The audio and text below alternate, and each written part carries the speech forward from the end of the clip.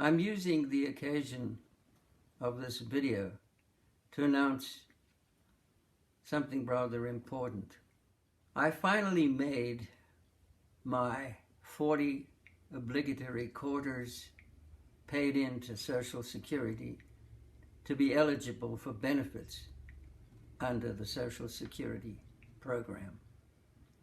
And it took me many years because for a long time after my business failed, I was really incapable of working outside of the home. I worked in the home, Rachel worked outside the home. That's how we survived. And we rented out to other people in the homes that we had in Seattle. They were rented homes, but we could rent out extra rooms.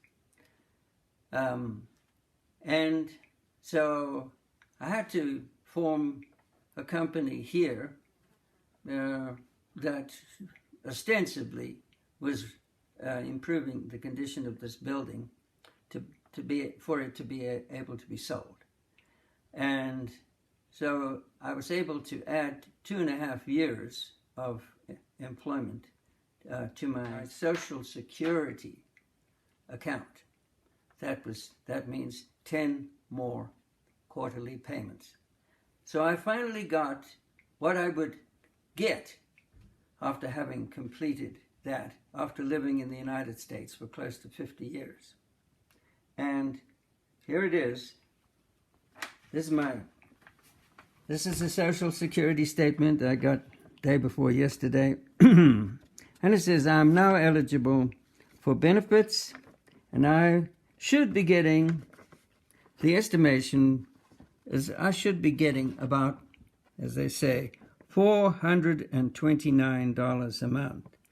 Well, I definitely can't live on $429 a month. So,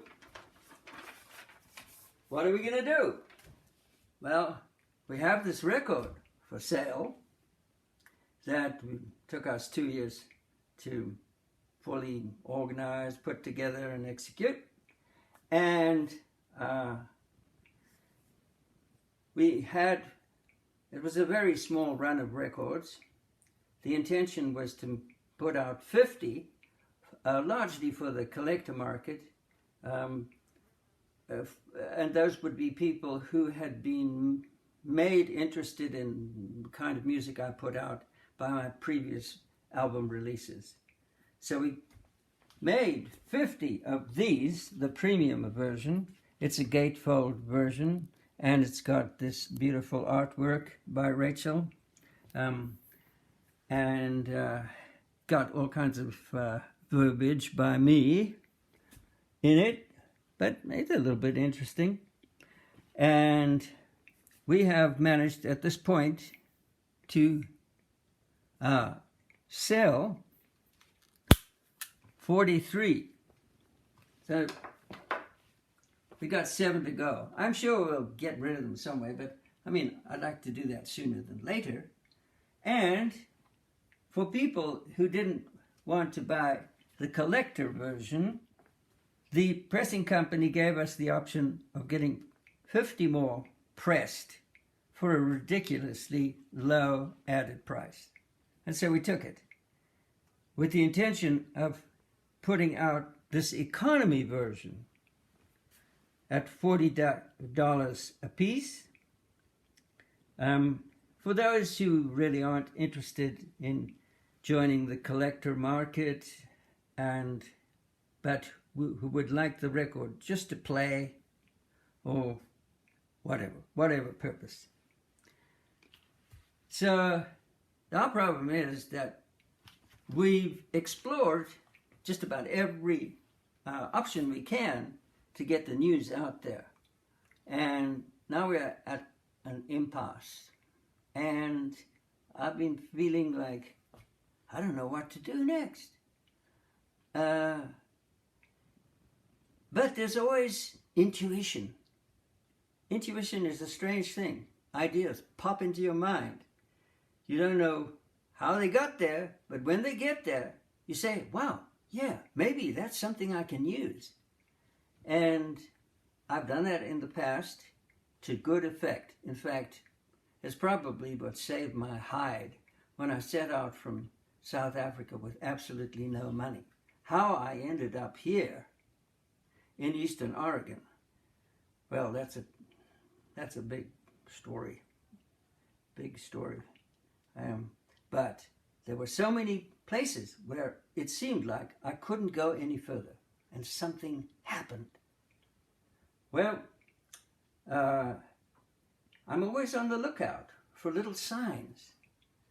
People have used divination through the ages, even very important people, kings, emperors, the leaders of great companies, people in the arts, always looking for little clues, what they should do next. Well, one of the forms of divination is the reading of tea leaves. I'm sure you've heard of that.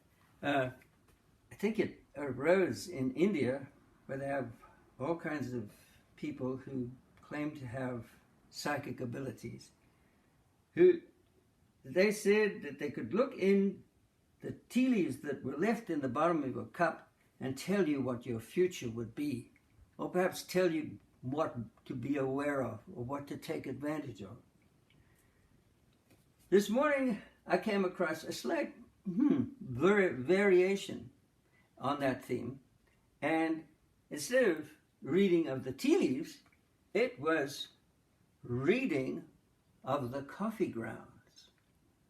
And I didn't do it intentionally, obviously. Who would ever suggest that one could see what you should do in the future because of coffee grounds? But in this case, something happened.